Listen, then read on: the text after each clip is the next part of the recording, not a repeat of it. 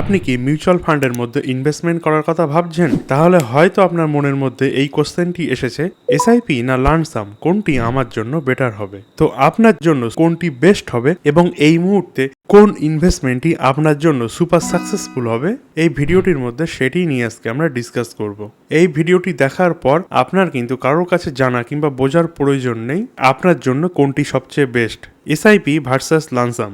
এই দুটি জিনিসই আপনার পয়সাটি সরাসরি স্টক মার্কেটের মধ্যে কিন্তু ইনভেস্ট করে থাকে, কিন্তু দুটির রাস্তা সম্পূর্ণই আলাদা। এসআইপি এটি আপনি আপনার ইনভেস্টমেন্টের ইএমআই মনে করুন। যেমন আপনি যে কোনো প্রোডাক্ট কিস্তিতে নিয়ে থাকেন, মানে ইএমআই এর মারফত নিয়ে থাকেন, সেম একই রকম জিনিস কিন্তু আপনি এসআইপিও মনে করতে পারেন। যে এসআইপি মাসের একটি নির্দিষ্ট সময় এবং নির্দিষ্ট টাইমে সেটি আপনি সেট করতে পারেন, যেটি আপনার ব্যাংক থেকে অটো ডেবিটের মারফত প্রতি মাসেই কেটে আপনার পোর্টফোলিওর মধ্যে সেটি অ্যাড হয়ে যাবে। এটি কিন্তু আপনার ইচ্ছা মতন 5, 6 কিংবা 9, 10, 12 আপনার যে তারিখ পছন্দ সেই তারিখেই আপনি সেট করতে পারেন।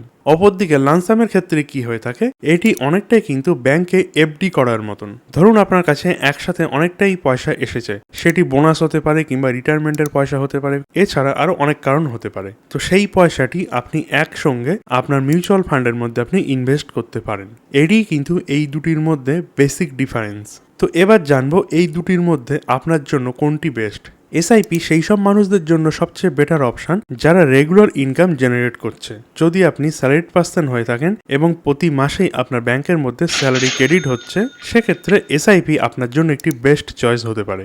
আপনার অ্যাকাউন্টের মধ্যে আপনার স্যালারি ক্রেডিট হওয়ার সাথে সাথে আপনি আপনার যে ডেট সিলেক্ট করে রেখেছিলেন এখানে, সেই হিসাবে আপনার ব্যাংকের থেকে কিন্তু অটোমেটিকই এসআইপির মধ্যে ইনভেস্ট হয়ে যাবে। এসআইপির সবচেয়ে বড় সুবিধা হলো এখানে কিন্তু মার্কেট সম্বন্ধে আপনাদের অত জানা বোঝার দরকার নেই। মার্কেট এখন এই মুহূর্তে হাই আছে বা এই মুহূর্তে লো আছে, এটি নিয়ে আপনার টেনশন নেবার বিন্দুমাত্র প্রয়োজন নেই। আপনার পয়সা প্রতি মাসে এখানে ইনভেস্টমেন্ট হচ্ছে, এই জন্যই এখানে কিন্তু আপনি কস্ট অ্যাভারেজিং এর যে ফায়দা সেটি আপনি পাবেন। ডিসিপ্লিন, আপনি যদি আপনার ইনভেস্টমেন্টের মধ্যে ডিসিপ্লিন আনতে চান, সেক্ষেত্রে এসআইপি আপনার জন্য কিন্তু একটি বেস্ট অপশন। কারণ প্রতি মাসেই আপনার অ্যাকাউন্ট থেকে যেহেতু পয়সা কেটে যাচ্ছে, সেই জন্য ইনভেস্টমেন্টের যে হ্যাবিট সেটিও কিন্তু আপনার মধ্যে বজায় থাকছে। এর পাশাপাশি আপনার পোর্টফোলিওটাও কিন্তু আস্তে আস্তে গ্রো করছে। লানসামের মধ্যে এতটা ডিসিপ্লিন আপনার কিন্তু কোনোভাবেই তৈরি হচ্ছে না। যারা স্টক মার্কেট সম্বন্ধে কোনো রকম আইডিয়া নেই, সম্পূর্ণ বিগিনার, কিংবা যারা স্টক মার্কেট সম্বন্ধে কোনো রকম নলেজ রাখে না, তাদের জন্য এসআইপি সবচেয়ে বেস্ট অপশন। আপনি 500, 1000 কিংবা 2000 টাকা থেকে কিন্তু প্রতি মাসেই আপনি এসআইপি শুরু করতে পারেন। এইভাবেই কিন্তু আপনি ধীরে ধীরে মার্কেট সম্বন্ধে নলেজ অ্যাকোয়ার করতে থাকেন, এবং যখন আপনার মার্কেট সম্বন্ধে অনেকটাই নলেজ চলে আসবে, তখন আপনি লানসাম ইনভেস্টমেন্ট ট্রাই করতে পারেন। এবার কথা বলা যাক লানসাম কাদের জন্য বেস্ট অপশন। ধরুন আপনার কাছে কোথার থেকেও লানসাম পয়সা এসেছে, মানে অনেকটাই পয়সা আপনার কাছে এসেছে, সেই পয়সাটি আপনি সরাসরি স্টক মার্কেটের মধ্যে আপনি ইনভেস্ট করতে চাইছেন না। সেক্ষেত্রে মিউচুয়াল ফান্ডের মারফত আপনি অল্প অল্প করে সেই পয়সাটা কিন্তু লানসাম ইনভেস্টমেন্ট করতে পারেন। আপনার যদি মার্কেটের সম্বন্ধে নলেজ থেকে থাকে, ধরুন আপনি জানেন যে মার্কেট কখন সস্তা, মানে মার্কেট কখন কারেকশন আছে, সেই সময় যদি আপনি লানসাম ইনভেস্টমেন্ট করেন, সেক্ষেত্রে এসআইপির থেকেও কিন্তু আপনি বেশি বেনিফিট এখানে আনতে পারেন। ধরুন মার্কেট হঠাৎ করে অনেকটাই কারেকশনে এসেছে এবং মার্কেটের সম্বন্ধে আপনার একটু অর্ধেক নলেজ আছে, আপনি যদি ঠিক সেই সময় ইনভেস্টমেন্ট করেন এবং লানসাম ইনভেস্টমেন্ট করেন, সেক্ষেত্রে আপনি খুব তাড়াতাড়ি আপনার পোর্টফোলিওর মধ্যে একটি পজিটিভ ইম্প্যাক্ট আপনি পাবেন। এবার কথা বলা যাক ট্যাক্স নিয়ে। তো মিউচুয়াল ফান্ডের মধ্যে মূলত দু রকমের ট্যাক্স হয়ে থাকে। প্রথমটি হলো long term capital gain tax, মানে এলটিসিজি, এবং দ্বিতীয় হলো short term capital gain tax, মানে STCG. Long term capital gain tax তখনই লাগে যখন আপনি আপনার ইনভেস্টমেন্টটা 1 বছর কিংবা তার থেকেও বেশি অনেকটা সময় ধরে আপনি সেখানে ইনভেস্টেড আছেন। কারেন্টলি এটি 12.5% এলটিসিজি আছে। এর পাশাপাশি 1,25,000 টাকা পর্যন্ত এর মধ্যে কিন্তু আপনি ট্যাক্স বেনিফিটও পাবেন। এসটিসিজি মানে short term capital gain tax আপনার তখনই লাগবে যখন আপনি আপনার ইনভেস্টমেন্টটা 1 বছরের আগেই আপনি উইথড্র করে নেবেন, এবং এটি কিন্তু 20%।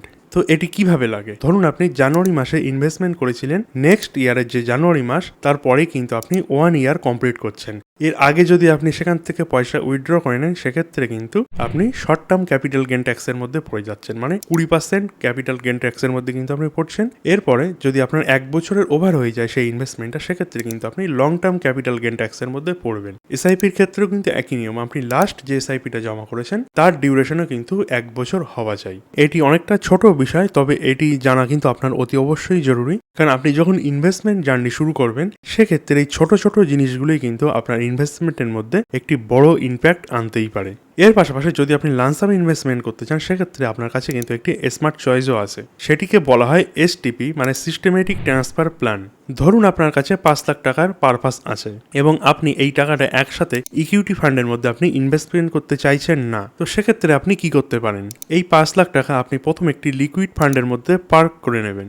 লিকুইড ফান্ড কিন্তু একটি খুবই সেফ জায়গা যেখানে আপনার পয়সাটা ধীরে ধীরে গ্রো করছে, এবং এই লিকুইড ফান্ডের উপরেই আপনি এসটিপি সেট করে দেবেন, মানে সিস্টেমেটিক ট্রান্সফার প্ল্যান আপনি এখানে সেট করে রাখবেন। মানে এখানে প্রতি মাসে আপনি 50,000 টাকা করে এসটিপির মারফত আপনি লিকুইড ফান্ড থেকে ইকুইটি ফান্ডের মধ্যে আপনি ট্রান্সফার করে আনছেন, সেটির উপরেই কিন্তু আপনি এসটিপি সেট করতে পারেন। তো এর সুবিধা হলো আপনার পয়সাটা সরাসরি কিন্তু একবারই আপনার মার্কেট রিস্কের সামনে চলে আসছে না। এখানে 50,000 টাকা আপনার 10 মাস ধরে কিন্তু আপনার আস্তে আস্তে আপনার ফান্ডের মধ্যে ইনভেস্ট হচ্ছে। এর পাশাপাশি মার্কেটের যে আপস এবং ডাউনস এর মধ্যে কিন্তু সেই পয়সাটা আপনার ইনভেস্টমেন্ট হচ্ছে, যার জন্য আপনার মার্কেটের যে অ্যাভারেজিং সেটি কিন্তু অটোমেটিক এখানে হয়ে যাচ্ছে। যতক্ষণ আপনার পয়সা লিকুইড ফান্ডের মধ্যে আছে সেখান থেকেও কিন্তু আপনার গ্রোথ হচ্ছে। এটি কিন্তু লামসাম ইনভেস্টমেন্ট করার একটি স্মার্ট এবং কম রিস্কের একটি পদ্ধতি। তো এবার আমরা কথা বলবো এই মুহূর্তে আপনার জন্য বেস্ট চয়েস কি আছে। তো আপনি যদি একদম নিউ ইনভেস্টর হয়ে থাকেন এবং রেগুলার ইনকাম আপনি জেনারেট করেন সেক্ষেত্রে এসআইপি আপনার জন্য একটি বেস্ট চয়েস।